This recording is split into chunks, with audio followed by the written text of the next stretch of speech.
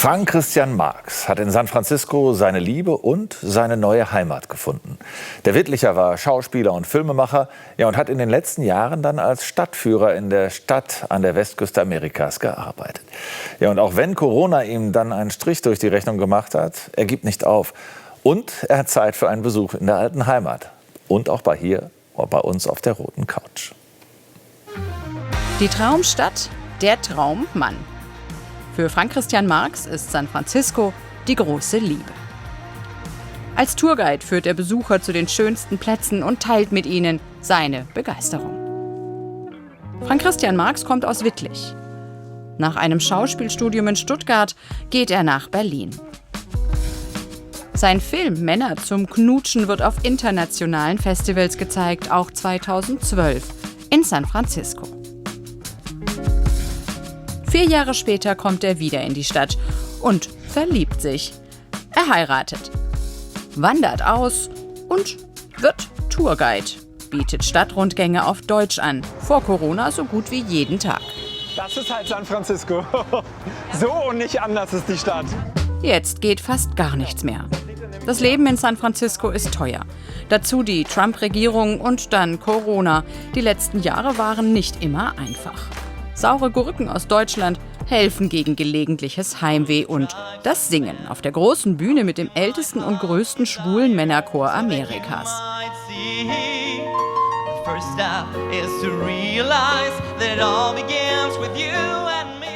In solchen Momenten fühlt sich Frank Christian Marx endgültig angekommen in seiner neuen Heimat San Francisco.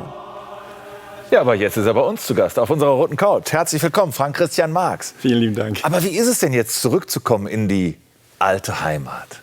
Es ist wunderschön, weil letztes Jahr bin ich zum ersten Mal nach langer Zeit wieder zurückgekommen nach Wittlich zu meinem Vater, weil der leider gestorben ist und ich konnte ihn noch 2 Tage lang noch begleiten, also ins nächste Leben übergehen, und das hat mich unglaublich berührt. Ich habe dann wieder Kontakt mit anderen Familienmitgliedern gehabt, mit denen ich ganz lange keinen Kontakt gehabt habe. Ich habe Frieden mit ihm geschlossen, weil wir nie ein einfaches Verhältnis hatten und das hat mir so viel Frieden und so viel Liebe gegeben, dass ich dann wieder nach Amerika gegangen bin und gesagt habe, jetzt ist eine neue Zeitumstellung, jetzt ist es anders. Also jetzt 2 Heimate, sozusagen, wenn man das so möchte? Ganz genau, ja. Das ist ja ein total schönes Gefühl. Aber San Francisco, muss man ja dann sagen, hat tatsächlich irgendwie mehr als nur eine magische Anziehungskraft für Sie. Ich war damals 2016, bin ich halt rüber, weil ich gesagt habe, okay, ich möchte einfach mal mein Leben verändern, weil ich bin damals beinahe gestorben wegen meinem Blinddarmdurchbruch und bin in die Staaten und habe gesagt, okay, Leben, mach mit mir, was du willst.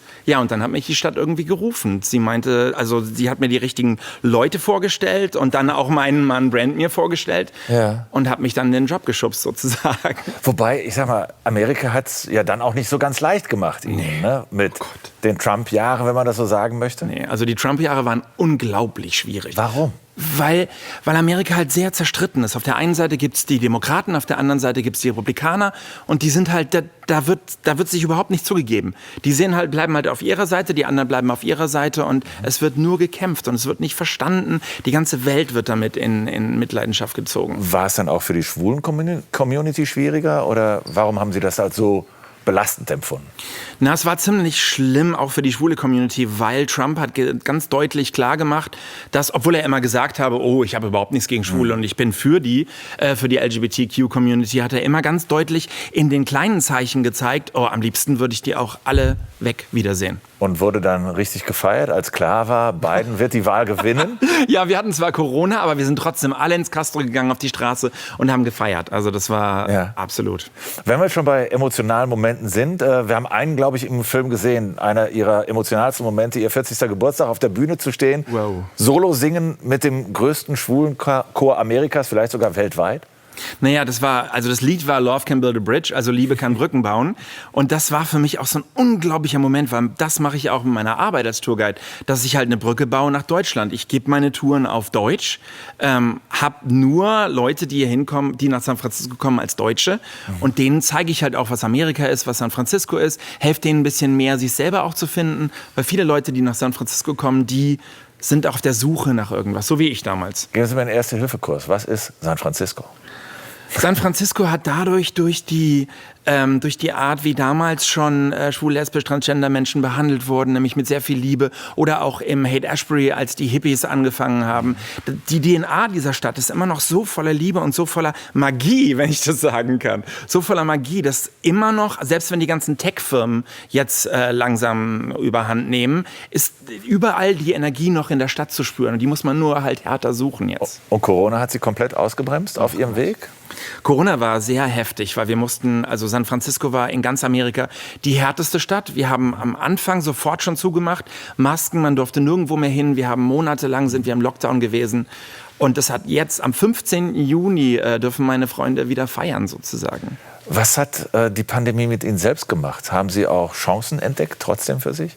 Viele Chancen. Also es gibt, wie gesagt, mit meinem Vater habe ich schon gesagt, dass wir Frieden geschlossen haben mit meiner alten Klasse in der Realschule.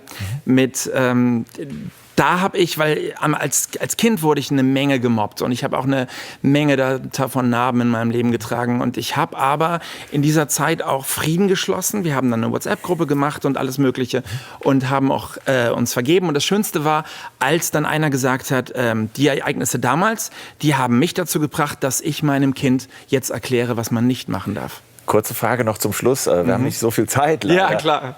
Kommt denn der Weg zum Filmemachen noch mal zurück? Weil Sie sind ja im Filmemacherland eigentlich.